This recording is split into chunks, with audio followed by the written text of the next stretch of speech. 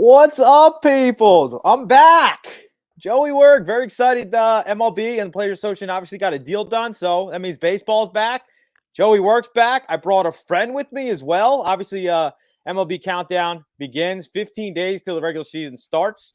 So I got my guy Steve Armato with me. He's the co-host of Bad Signal podcast. My bad, host of Parlay Fridays as well. He owns his own multimedia company and played D1 baseball, former D1 baseball player. So he's got a lot going. As you can tell, I'm really excited for this opening show. But without further ado, what's up, Steve? How you go? What's going on, my guy? What's up, Joe? Thank you for having me back again. Also, I feel like I need you to just do all my intros before I go into any place. That was fucking amazing. Thank you, sir. Yeah, much love. I got to show love where it's due. Hell yeah. Hell yeah. How are you doing over there, dude? Good, man. Can't complain. I'm very excited that baseball is back. They had me a little nervous. A little nervous. Everybody else on Twitter is much more nervous than I am. People oh, they're going to cancel the whole season. I'm like, bro, they're going to play the whole year. Watch. I actually made a bet with somebody on Twitter. He sent me my 100 bones for that they're going to play the whole season. So appreciate him sending it over. I see we already got the chat popping off. Bobby M's happy here. Robert, Jordan Elmore. Let's go. Appreciate everybody. To give you credit on this, you were the only person that said they were playing 162. I just kept checking in Twitter, everybody. I got for a while. I was like, all right, maybe we get 120 out of it. I don't know. And you were like, no, it's 162. It's going to happen. So kudos to you on that. Great call. You're a smart guy, so I don't expect anything else, Yeah, no, I appreciate that. Yeah, there's too much money to lose. Baseball, as we know, slowly losing interest. So we're killing games ain't helping nobody. No, it's not. Also, oh man, I don't know. What do you think of these rules, man? So the rules aren't really implemented till next year. The shift doesn't start until next year. That changes my that's whack though. I don't like that at all. What, the banning of the shift? Yeah, I don't like that. Yeah, I don't like it either because it could just be avoided if guys just took a single 3 times a year and then they wouldn't shift anymore. But that's sure. The point. Or learned how to bunt. Yeah, anything, things that make it just the smart. Here's my argument today. Who's oh, it's really hard to tell a home run hitter to bunt.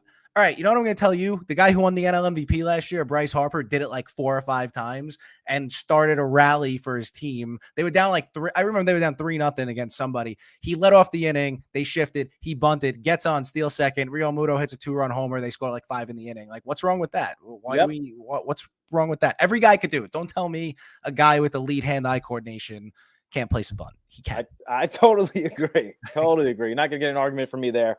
As for the runner on second, I feel I don't know. I'm kind of adopted to that. That's my slow pitch softball rule. We started it there and we adopted it in the MLB now. Yeah, I don't. I hate it because I do hate it, but now it's just I feel like we just got to deal with it. So yeah, I'm the same way. Any other big changes rule changes that no, they didn't hurt you the wrong way? No, nothing really. I don't want the pitch clock thing.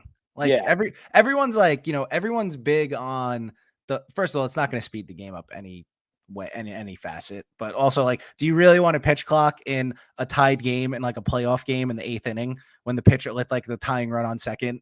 You want your pitcher having to rush what pitch he's going to throw? You don't want that. Nobody wants that. True.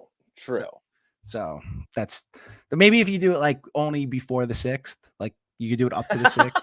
I don't know. Yeah, that's not gonna fly. No way. Johnny Nelson in the house, post degenerate. Appreciate you guys. All right, so let's get on to the AL East here.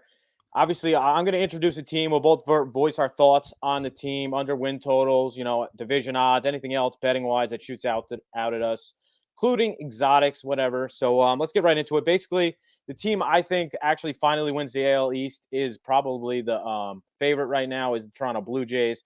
They did win 91 games last year, 1 game short of the playoffs, but let's not forget they had a rough schedule. They played 3 different home stadiums last year, obviously traveled a lot. So I do think they should play in Toronto all this year.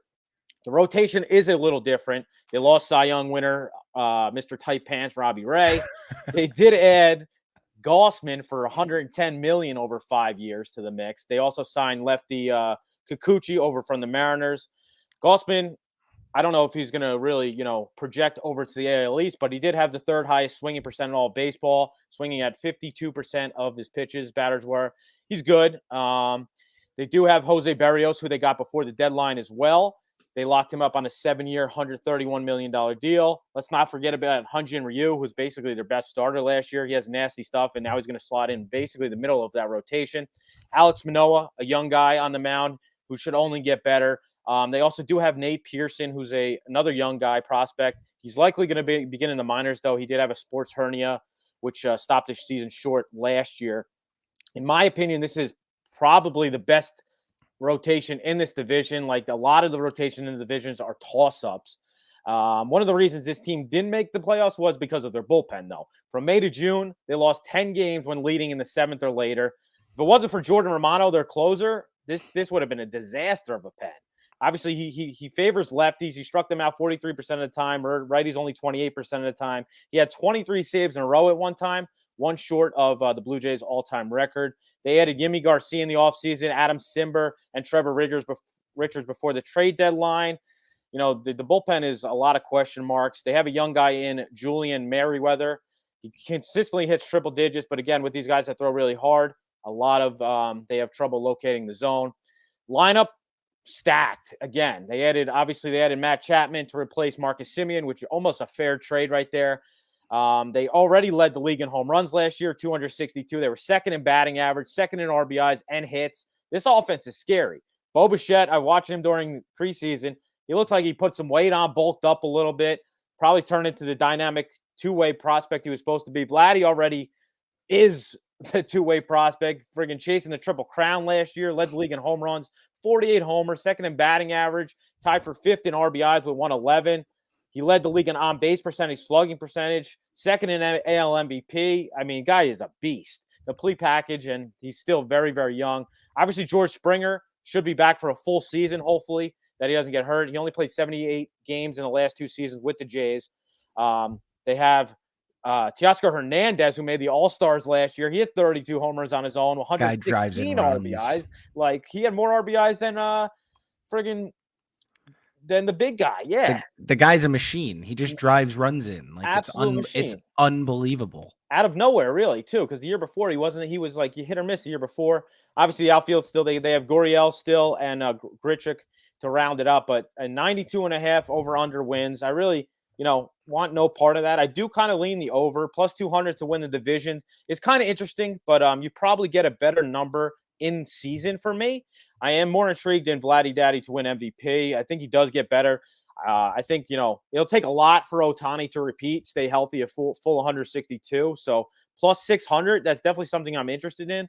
What do you got to say about the Blue Jays? So my thing with the Blue Jays is, I do think in areas they did get better. Now, my thing, do we think so they lose Robbie Ray, right? Like, do we think he's gonna have that type of season again in Seattle? I don't really know. I love the Kikuchi signing. It's very under the radar. Very under the radar. Is Gausman going to translate to the AL East? That is a big question mark for me. I know you like Gausman. You're a Gausman guy. Yeah, I like Gausman. You're a Gausman guy. I think I don't know if I like him $110 million worth. Yeah, I mean, I don't think I like him that much either. But the Blue Jays tried to sign him 3 times. They tried to sign him when he had a qualifying offer from San Fran before this, and the free agent signing before that. He tried to sign him 3 times. They finally got their guy. So yeah, and now that rotation is the best rotation in the division. We will get to others as we keep going here. Yeah. I know you like Vladdy for MVP. You know who I like for MVP as well? You mentioned them. You said he looks like he put on some weight.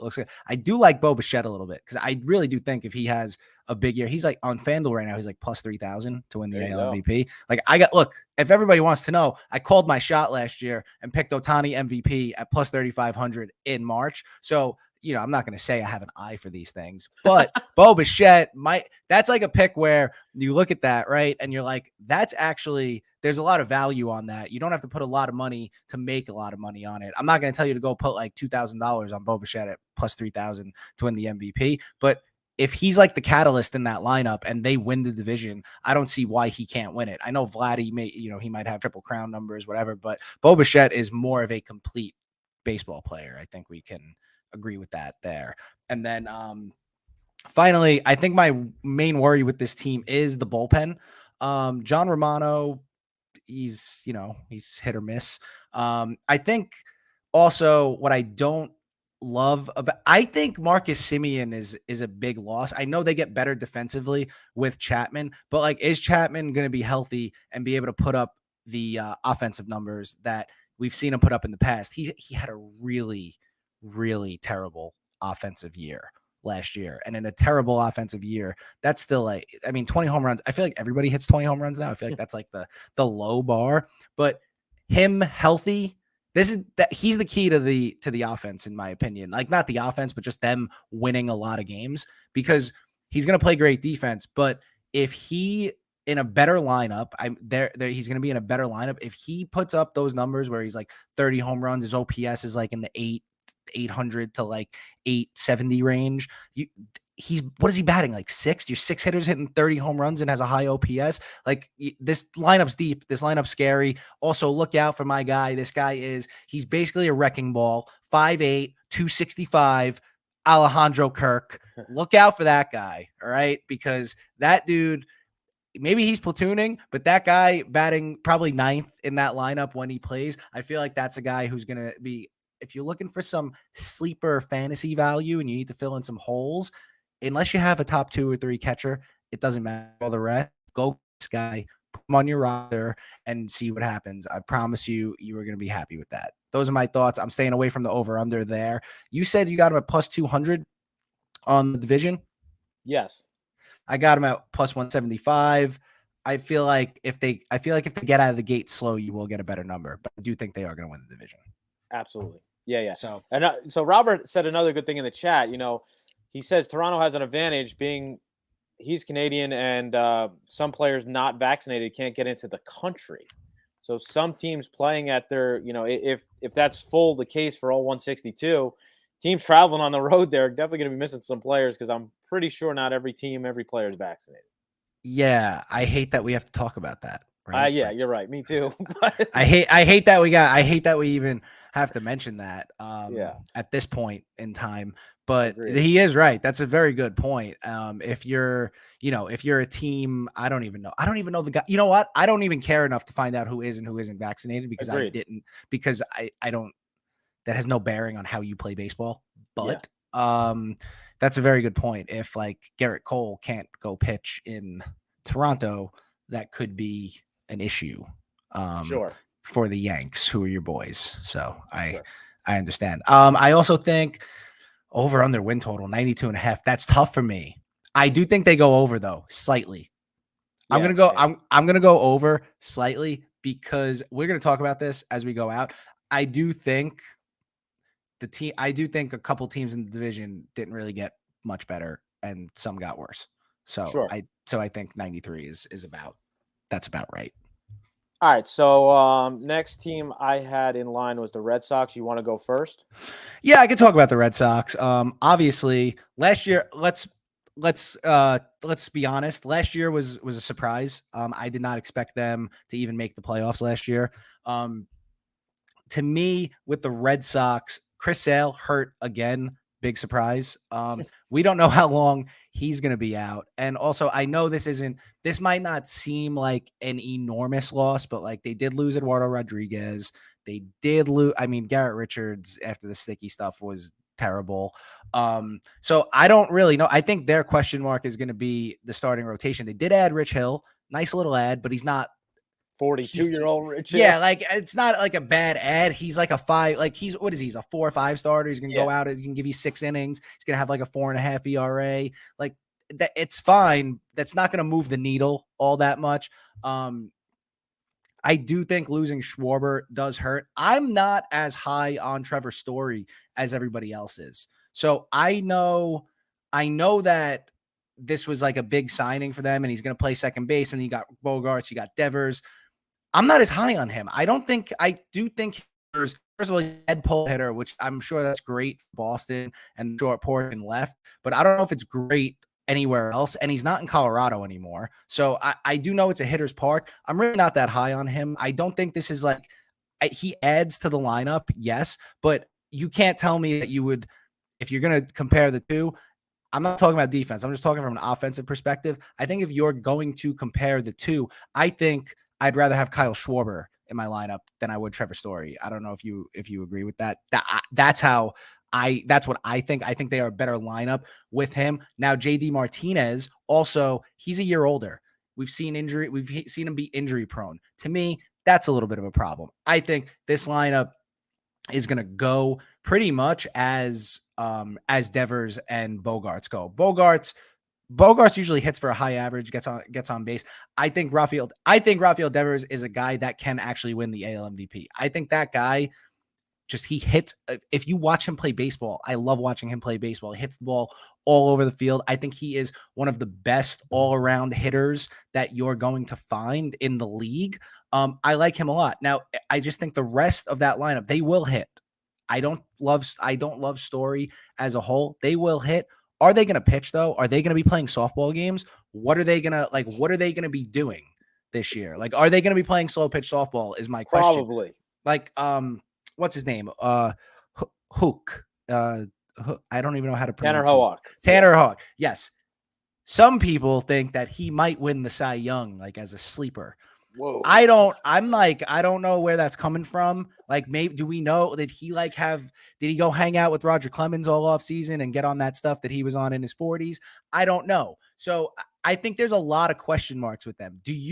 I don't think they got significantly better as a baseball team this year. I think they are going to be, I think their over-under win total is set at 85.5.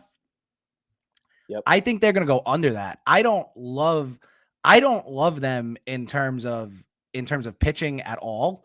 And their lineup is good, but I don't think I think they got a little worse with Story as opposed to Schwarber. People in the comments probably might want to just rip my head off for saying that, but I'm just saying this team I don't feel like this is a repeat playoff team. I think they go under the 85.5. And I mean, just look, they're plus 600 to win the division right now.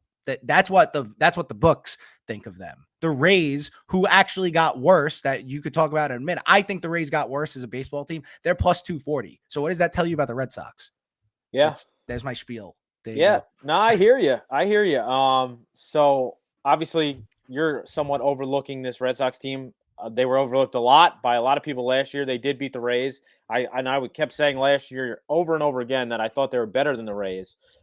This year, there's definitely question marks. Obviously, a lot in the pitching, as you mentioned. Chris Sale's been sidelined almost 2 years. Tommy John, he came back in August. Now he just got a diagnosed with stress fracture on his ribs. He won't make opening day. His fastball velo was down. Slider was all over the place. Nathan Eovaldi, he's on the last year of his contract. He's basically their number one starter, the only guy they can really trust in that rotation. They obviously, you said they lost Eduardo Rodriguez, Garrett Richards, Martin Perez. They replaced him with Nick Pivetta, who actually was solid last year. Then Michael Walker and Rich Hill. What the? That's 4-5, and Tanner Houck 4-5, 3-4-5. That's who they have right now. And the bullpen is even worse. Matt Barnes was erratic. He was good one day, terrible the next. He lost his job in August. He didn't even make the ALCS roster. He had a 6.48 ERA second half of the season last year. Garrett Whitlock is probably the most next dependable reliever. They did sign Jake Diekman over from the Athletics, so that's a little bit, maybe add a little stability to this bullpen. But Ryan Brazier, Josh Naylor, these are the other guys in the bullpen. I mean, question marks in the bullpen as well. Obviously, the lineup's really good. Kike Hernandez, Rafael Devers made the All-Star game's first All-Star game last year, 38 homers, 279. But his defense sucks. He led the AL third baseman in errors each of the last 4 years. Stone hands, baby. Bogart's another one. Good offense. Somewhat question marks on his defensive end. He can opt out after this year, so that's definitely a little added motivation. In my eyes, I always think that's a little added motivation. Bobby Dalbec played pretty good. He had over 20 home runs. I think it was his rookie year last year as well. So JD Martinez, as you mentioned, a year older. I think he's 35, 34 this year. And then Trevor Story, I thought the reason they were signing, I thought Trevor Story, the whole big talk was he wanted to play shortstop. So is he actually going to play shortstop on his team, or are they moving him to second base? I think, either way, his numbers are going to drop, not playing in Colorado anymore.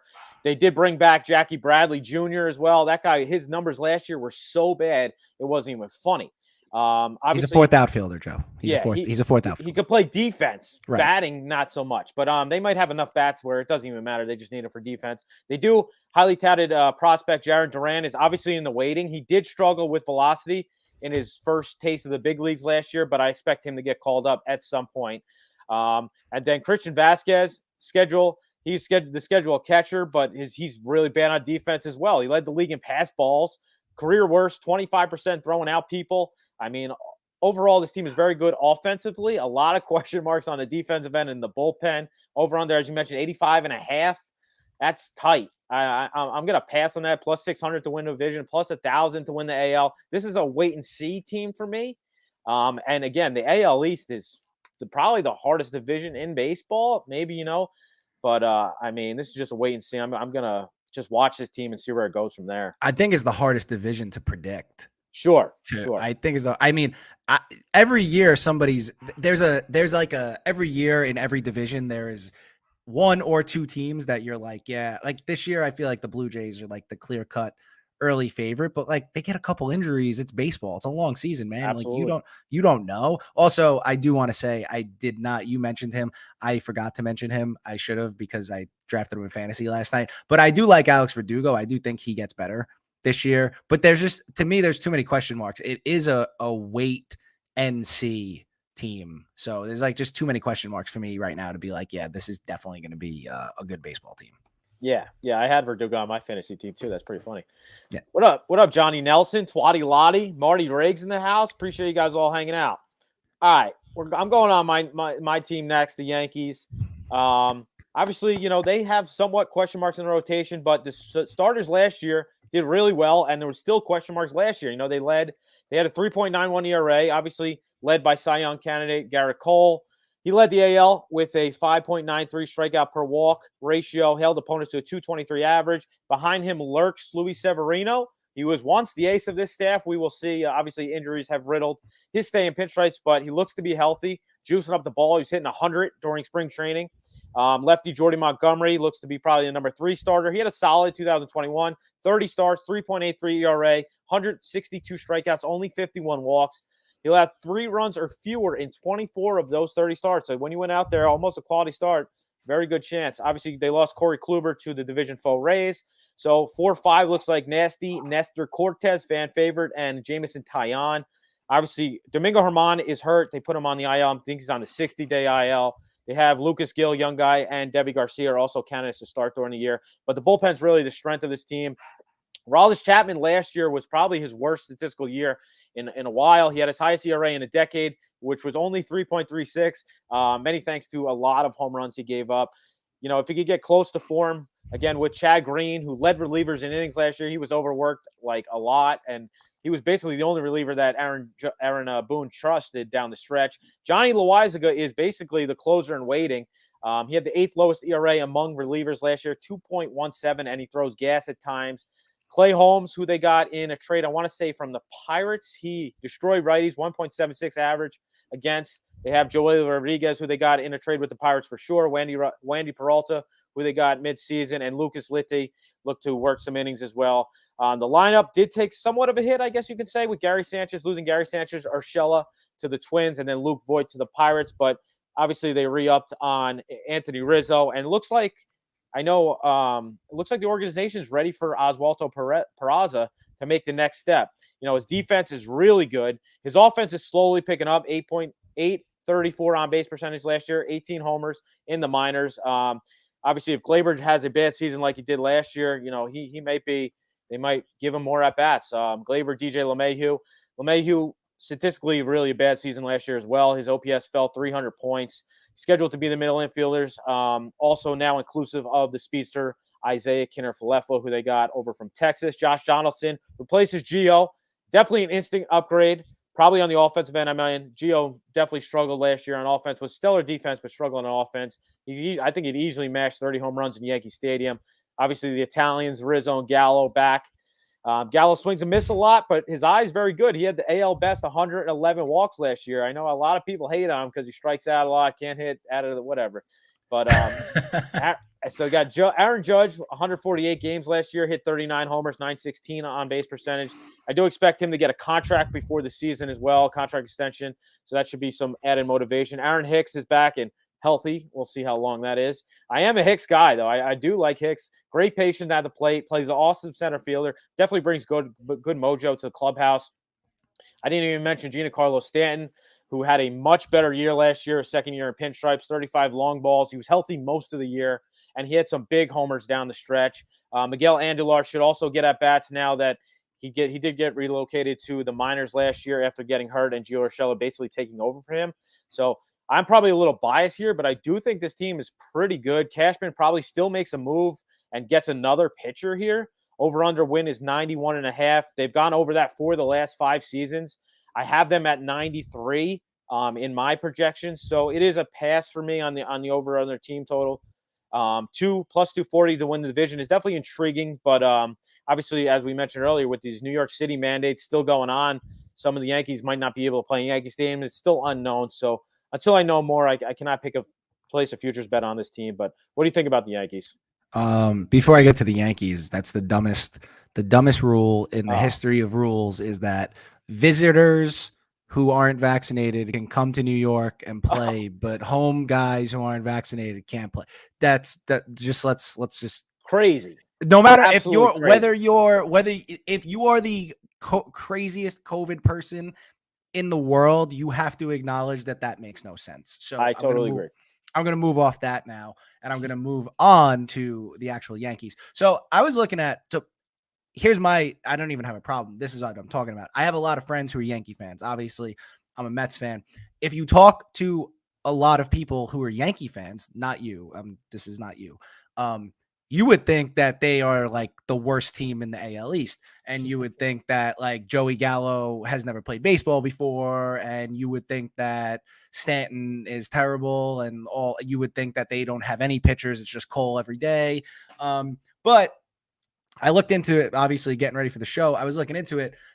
They don't really have any key losses, right? Like Gary Sanchez to me isn't like a key loss because he was never that good, right? You're basically adding Severino back. If he's any good, that's good for you guys. And then the strength is the bullpen. I honestly just think every time I saw Chapman give up a home run last year, it's because he hung a slider. Yep. Like, just stop throwing sliders. Just you throw 100 miles an hour. Like, get it up in the zone. Get it like when you're up. The problem was he couldn't throw the fastball for a strike, so you knew the freaking slider was coming. Like, I've watched so many games where he couldn't throw the fastball for strike, so you just sit on the slider. Yeah, because he hangs it. So it's not even like a good slider, but I think he'll be better. I honestly, after looking at the team, I hated IKF, Kiner Falefa. Yeah. I hated it at first. And then I started looking into it and I started realizing that, he is everything that everybody who's a Yankee fan complains that they don't have. Yep. He's a contact hitter. He could steal bases. He could play a bunch of different positions. He really doesn't have any power. He hits singles and doubles, right? So and he plays great defense. You didn't have great defense at short last year. I love you, Glaber. I love you. I really do. You're a great guy. But they didn't have great defense at short last year. Sure. So I don't think this team got worse. I think they got slightly better. And I'm not just saying that because I'm on here. I think they got a little bit better. I also think Josh Donaldson is an upgrade at third, pending that he stays healthy. Now, the most ridiculous thing I've ever seen is that Aaron Hicks says he's ready to go 30-30, and that probably just means 30 at-bats in 30 games. I don't know, whatever that is, but that's besides the point. If he stays healthy, that's fine. That's good. There's just question marks on health and the rotation, but I think they'll piece the rotation together. I also think Jordan Montgomery is going to take another step this year, and I don't think Cashman is a stupid guy. I know that everybody hates. I love Cashman. I love Cashman. He's not a dumb guy. He knows what he has. Yeah, he probably also, don't forget, expanded playoffs this year, right? So is it 12 this year that make the playoffs? Yeah. He knows that the way the team is currently constructed, they could make the playoffs as is, which means that they're going to be close around the deadline. If he doesn't add another pitcher now, they're going to be close around the deadline, and he's going to go add that piece then. So I think, man, like I tried looking at it. I tried looking for holes. I don't really think they have too many holes, right? I think they just have back end of the rotation. Even Nestor Cortez isn't bad. They could piece some games together with the bullpen. I like them actually to win. I do like them. They'll challenge the Blue Jays. They might overtake the Blue Jays to win the division. I don't see, after looking at, I think the Red Sox are not as good as they were last year. I think we'll get to the Rays. I think the Rays got worse. The Orioles are just there, although the Yankees somehow have trouble with them. I don't really know why. Not last year. No, not last year, but like I do like this team. I like 91.5 for them. That, I guess it depends on the books for this, because I saw some books had it at 93. I got it at 91.5 here. I'm not going to touch it. I think you do. I think this is another area like the win total where if the Yankees stumble out of the gate a little bit, that might move down a couple games and you could get some better value there. I like them. I think they're a good team. I think they're going to score a ton of runs. I think that they're going to win a lot of baseball games. I think they're going to go to the playoffs. And guess what? Once you get to the playoffs, it really doesn't matter when you get to the playoffs what it looks like. You need 3 pitchers and a bullpen, and you could win the whole thing. So I like this team. I really do. Yeah, I agree with you there. I'm talking a lot. I apologize. No. I talk a lot. You got to talk a lot too. Come on. What are you kidding? Going a lot. Someone wrote expanded playoffs. All right, penciled the Pirates in. Love that guy. I don't know who he is. I laughed at that. That's Twatty Lottie, my guy. Love Appreciate that you, guy. Twatty. But yeah, I mean, I really do think, if you live in the tri-state area, so anytime you live in the tri-state area, you just all you hear is the negative. You don't hear the positive, like even on the radio, like whatever it is, you're just hearing the negative BS that everyone's throwing at you. The Yankees are good. So the Yankees are going to win a lot of baseball games this year. Garrett Cole is still going to be a stud, and they're going to compete for the AL East, and they're gonna compete in the playoffs. So I don't know. You tell me, what would you rather be? Do you want to be the Yankees and you want to have Joey Gallo, who's gonna hit 40 probably 50 home runs, even though he's gonna hit like 210? Would you rather have that guy, or do you want to be the Orioles, where $30 million is the entire payroll? Like, who do you want to be here? Like, come on, guys. No questions asked. Yeah. So. All right. So let's move on to the Rays. I'll let you start it off because it seems like you got a lot to say about the Rays. I don't have a ton to say about the Rays, but I do want to start with the Rays here. So I looked through like we did getting ready for the show. I was looking through everything. I was looking like, what did this team do in the offseason? I haven't heard anything. All I heard was the beginning of the offseason, Wander Franco got a ridiculous extension. Yeah. Great. Okay. Years. Great. Like, great. Good for him. Awesome. But you lost Nelson Cruz. You lost Joey Wendell. I know a lot of people probably don't really realize the name, but Mike Brousseau lost that guy as well. You added Corey. You added Corey Kluber. That's all you added to the rotation. So now you got to expect. You have to expect Shane McClanahan. Is he going to be your ace? Are you expecting him to be the horse the entire season? He's young. He doesn't have a ton of innings. Maybe he's going to be great, but to me, he's a question mark. And then the bullpen, I feel like this with the Rays every year, right? We just expect them to have a bunch of no-name guys. We expect them to have a bunch of no-name guys. We expect the analytics to take over, and we expect them to just win a lot of baseball games. But I feel like if you're looking at the Yankees, I feel like the Yankees, they got a little bit better. They got a little bit better. I feel like the Blue Jays got a little bit better. I don't feel like the Rays got better unless they have unless they just have a factory of prospects that are just going to keep coming up every year and keep being awesome, or they're just going to platoon all these guys and somehow win 95 games. I don't see it this year. They do win every year with no names, but you're not going to tell me that you're losing a guy like Nelson Cruz and that's not going to hurt your lineup. Like, I know Wander Franco is a year older, and I know he's a year older. I know that he's going to be really good. I don't know what's the rotation. Does this rotation look like outside of McClanahan? I don't really know. You have Corey Kluber. I'm not sold on this team. I don't know. I just really, I don't know, man. I think they're going to win like 81 games. That's what I feel like. Let's go. All right. Let's go. So I'm with you here. I said this last year. I was like down on the Rays. Again, I'm down on the Rays this year. I mean, the team made the playoffs 3 straight years. They won 2 AL East titles, franchise record 100 wins last year. I mean, do I expect it again? No. As you mentioned, they keep winning with these unknown people. But, I mean, rotation is definitely in question, which I feel like I said for the whole fucking division. But Glasnow is going to miss the entire season again. He's still recovering from Tommy John. He just got ankle surgery as well. They're going to depend on Shane McClanahan, who you mentioned, Drew Rasmussen, who they got over from Milwaukee, Luis Patino, and Shane Baz. They've all faltered in the postseason, as we saw. McClanahan was the best, the lefty of the bunch. He got a lot of swings and misses, but when he was hit hard. Opponents made contact, 92% exit velocity, which is not good. Patino was in and out of the rotation. Rasmussen they got from the Brewers, as I mentioned, so he was supposed to be a top prospect as well. Baz just had surgery. He's likely to miss like a month, a little over a month. Baz is supposed to be the best of the bunch, but Kluber obviously joined the squad. He's going to be the number 3 starter. I'm not sold on. I mean, Corey Kluber just a year older as well. He's been around the league. The Yankees just saw him all last season. I'm sure they know most of his pitches. They're going to use Ryan Yarborough.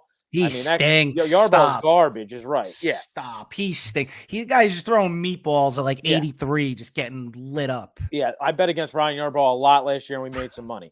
But the bullpen is probably a little good. They did use last year a record 14 pitchers to get saves. Andrew Kittredge is likely the closer to come out of camp. He did make the All-Star team. He emerged as probably their top reliever. He did get opponents to swing at 45% of pitches through outside the zone, which is the highest rate among all relievers. Fairbanks, Matt Whistler show flashes of dominance. And then basically they added Brooks Raley from Houston on a multi-year deal, and you rarely see Tampa Bay sign a reliever for a multi-year deal. So Nick Anderson also should be back. He missed all of last year. He should be back sometime this year. I know he's out to start, but obviously no huge names, but guys that get the job done. Offense should be locked up. Obviously Wander for the next 11 years. Brandon Lowe coming off 39 homer, almost 100 RBIs. I think he had 99 RBIs last year. Then now we have Yandy Diaz, Randy Rosarina, Austin Meadows. Meadows had somewhat of a down year. Can't play defense, so they want to play him DH. That's why basically they let Nelson Cruz go, because Austin Meadows is going to be the everyday DH more than likely. They traded Joey Wendell, as you mentioned. Looks like Taylor Wells is going to take his spot. This guy has been like a minor leaguer for 5-6 years, so I don't know how much they obviously are higher on him than I am. They did re-sign G-Man Choi. They do have Manuel Margot, Kevin Kiermaier, man in the outfield, but I mean, really not crazy good guys. I do expect Vidal Brujan and Josh Lowe, the young prospect, to see at bats. Lowe was the 2016 first-round pick. He did come off the 2020 season last year, MVP at AAA, and Brujan's speedy, can play all defense positions. Infield, outfield, doesn't even matter. Anything but really catcher. I think they're going to, rely on platoons, matchups, position versatilities to win games as they normally do. They had a major league high 158 different lineups last year. Kevin Cash is obviously a really good manager, but I mean, you're really asking him for a lot this year. On paper, they're not pretty. I think people are overvaluing this team. Obviously, me and you, maybe not, but everyone else is. Over-under set at 90. I like the under. My projections have them winning about 87 games. Plus 250 win the division. I want to know part, but it's also a small margin for error in this friggin' division. As we mentioned, this division is, pretty damn tough. So I like my bet here is Rays to not make the playoffs, plus 170 via FanDuel. Plus 175 on actually BetMGM, which I just looked at. That is the bet. Yes. Right there for them to not make the playoffs. Not make the playoffs. And look, man. Nice, almost 2-1 juicy price. Like, I just don't you said, you hit the nail on the head. I'm just down. I'm down on them. I don't think they're that good. And the division, you got to play the Blue Jays, you got to play the Yankees, and you got to play the friggin' even the Red Sox lineup. Like, you got to play them all 19 times. And I don't know, but again, every year they probably prove me wrong. Somebody's going to probably record this and have it saved, and the Rays will win like 90 games, and I'm going to look like an idiot on Twitter. But I don't really care. I'm just telling you right now. What I'm seeing right now, I think they're like you said, they're under that win total. I think they're like an 81 team. They look like a 500 team to me. That's what it looks like. Sure. Yeah. I agree with you. I mean, I did gave out the same bet last year. Rays did not make the playoffs. Obviously, that was a loser. But then when it got to the playoffs, I bet the Red Sox to beat them in that series plus 180. So I got my money back right then and there. Right. And also, like, that's the thing too, right? Because you just said they have 158 different lineups last year, right? There's 162 158. Games, so, they play 162 games. Right. 158 different lineups. And then they go to their bullpen early, even in season. So then by the time you get to the playoffs, you're gassed. Yep. And like they showed you that what the Rays have constantly showed me is that all the analytics are well and good in the regular season, but when you get to the playoffs, you are going to need some serious studs that there's going to be moments where you're going to be like, we got to throw the analytics out and we're going to let our horses carry us. That they haven't proven that they could do that. So what horse is going to carry them? I don't know. That's what I'm saying. What's going on with this team? There's no horse. No, you had your horse. His name was Tyler Glasnow. He's not there. Yeah, so, Glasnow or Blake Snell, but they are no longer there. No. So we're gonna really talk about the Orioles, huh? Yeah. We gotta go to the Orioles. Orioles. Right, so I mean, last but not least, maybe least. they definitely least. I mean, I feel like they've been rebuilding for fucking 10 years. Essentially, it's been 4, but they're still not really any closer to contention. Obviously the rotation's really ugly. Past Johnny Means, who I like. He was really good last year, too. He had a no-hitter in Seattle. They signed their number 2 starter, who they just signed, is Jordan Lyles, $7 million to Jordan Lyles. I mean, when Jordan Lyles is number 2 starter, you're definitely in for trouble. Some. You realize he's making like almost a quarter of the entire team's payroll. Craziness. Like it's nuts. Absolutely it's nuts. Crazy. Yeah, it's nuts. The rest of the rotations, like Bruce Zimmerman, who sucks, Keegan Aiken, Dean Kramer, young guys, prospects, Zach Lothar, Alexander Wells probably see some starts, but the bullpen, as you just mentioned, like for the Rays, that their bullpen was taxed. Basically, this bullpen was taxed because rotation was so bad last year. They constantly pulled their starters early and just went to the bullpen.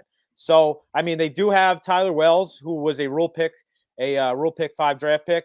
He looks to be the closer out of camp. It's looking like they have Cesar Valdez, Cole, Saucer. They did impress at times last year, likely pitched the 7th and 8th. But, I mean, Paul Fry got moved in to the minors last year because he was so bad. They have a lefty, Tanner Scott. He looks like he's going to take Paul Fry's spot, basically. He has a 190s fastball, a good slider. But, again, he needs to polish the command, as most of the guys with velocity have. The lineup finally, Smash Davis is gone. He retired in August. Good for the O's. Got that terrible contract off the books. Yeah, they did sign Rugi Odor over from the Yankees. He'll likely hit for power in Camden Yards, short right field porch. He'll probably have a couple of homers. The lineup's like not terrible. They have young talent. Ryan Mountcastle finished 6th in Rookie of the Year voting. He had 33 homers. Trey Mancini should be back full time. Sed Mullins had a breakout year, made the All-Star team. He won a Silver Slugger last year. Obviously, he's really good defender as well. His hard hit rate went from 32% to 40%. Strikeout rate lowered by 8% as well. Austin Hay, the supposed center fielder, he was supposed to be the center fielder of the future after Sed Mullins broke out last year. He's obviously going to be a corner outfielder on this team now. He's another great defender and does have the tools to be a star if he stays healthy. Santander's back, but I do expect them to try to trade him because they're going to be bad. Before the deadline, they'll trade him, or midseason, they'll probably try to trade him, get some young talent back.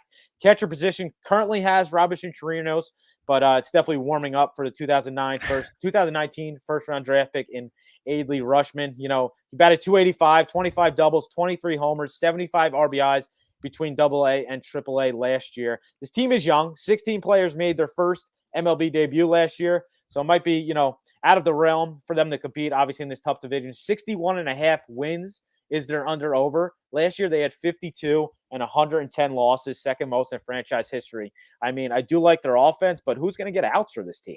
Rotation's terrible. The bullpen is even going to be overworked again, I have worries about, I made this mistake last year. Actually, I made this mistake on this show last year when I You gave did. out the Marlins team total over. And you know what the main mistake with that was? Bad teams that are on the track to go with the over, they trade good guys at the deadline to teams that are in it, and then they stink. So True. do not fall into that trap like with this team, because think about it. Say they're hovering around like whatever the over under I have here is like 61.5, which means Yep. that they're saying 100 losses is pretty much a thing. But think about this, right? They're on track to win like 63 games, and then they trade John Means Business and Anthony Santander at the deadline, and you got a team that's not winning many games there. So don't do that. Don't make that mistake. I actually wrote, it's funny because I have on my notes here for before the show, every team I put key additions and key losses. And for them, I have nobody for key losses because the key additions were Robinson Chirinos and Rugi Odor. But Yeah, I don't, that's all they got, really. I mean, they lost the other catcher who they had, Pedro Severino. They lost. yeah, He I don't signed know. with Milwaukee, and they lost Maikel Franco. That was it. Yeah, Stonehands, Yeah. Franco. That guy playing defense at third base is atrocious to watch. That guy's been a DH since he was with the Phillies. They just never figured it out. But yeah, I mean, this team, like, honestly, I looked through everything. I really like Cedric Mullins. Obviously, you can't not root for a guy like Mancini. Mountcastle's got some power. Austin Hayes had a really good year last year. I mean, Santander's good, but he was hurt. He was hurt a lot of last year too. I just think with this team, you got to take the team total under. That's the only it's the only bet that you could take because they're going to probably trade some guys at the deadline. And you're putting a lot of pressure on Adley Rutschman to come up mid-season and, win you some baseball games here so I don't know. They're plus, this is insane. They are plus not 2,000. They're plus 20,000 to win the AL East. I have from FanDuel. Okay. Plus 20,000. That's like the odds of St. Peter's winning the NCAA tournament at the beginning of the tournament. Sure. Yeah. So it's, I don't know, man. This team is not, they just don't have any pitching. And when you have the thing is when you have no pitching, especially early in the season, you said it best. The bullpen is going to be completely taxed. So by June, the bullpen's going to be toast. So there's going to be a lot of stat padding against this team as we get later on in the season. If you're in a fan, if we want to talk fantasy a little bit, still Cedric Mullins is a very good fantasy asset. He does everything. So if you're looking for something outside of just, gambling or baseball or preview in general, fantasy, try to get your hands on Cedric Mullins because he's going to fill the stat sheet for you. He's going to steal bases. He's going to hit home runs. He's going to score runs. He's going to hit for average. He hit for a good average last year too. So there's your asset. That's all I got on the O's. Like I said, key losses, nobody. So. All right, so there we went through the whole division. My best bet is Rays not to make the playoffs, plus 180 via FanDuel. Steve, do you have a best bet or an exotic you want to give out to the people? Like I said, my exotic bet is going to be Bo Bichette plus 3,000 to win AL MVP. Okay. And then we're going to come back and we're going to play the clip after he does win it. And then also I have a second best bet here, which is actually, I know you're going to hate this. I'm going to say it. I'm going to say Yankees plus 230 to win the AL East. All right. I mean, I do think the Jays have a lot of hype, man. And I get it. They're good, but I don't sleep on the Yankees, man. Do not sleep on that team. Plus 230, win the AL East. Boom. I like it. And that's coming from a Mets fan. So so it's got to mean a little more. It does mean a little more because So there you go. There you go. Joe, thank you for having me, bro. This was fun, man. Thanks. Thank you, Steve. Much love. Make sure to follow Steve on Twitter. Tell him your Twitter, Steve. Twitter at Steve_Armato. You can find me on the Bad Signal podcast. You can also find me every Friday. I do a newsletter and a podcast called Parlay Friday. Joe hates parlays, but I give out some parlays every single Friday. It's like cool 20 minutes. And you can find me on TikTok too at Stevie Locks. I do some very good voiceover work on there if There you'd you like. go. So there it is. All right, so I will be back Sunday, another division preview. Obviously, make sure to follow Steve and I on Twitter. I am also going to have a little fun giveaway. So after my 6 division previews, I'm going to give away a box of cards, all right, sponsored by – this is a box of cards, 3 autographs in here, Mosaic Hobby, baseball hobby, all right? This is sponsored by High Stake Break, so follow them. I'm going to put them up real fast. There it is. Follow them on Instagram, Twitter, TikTok.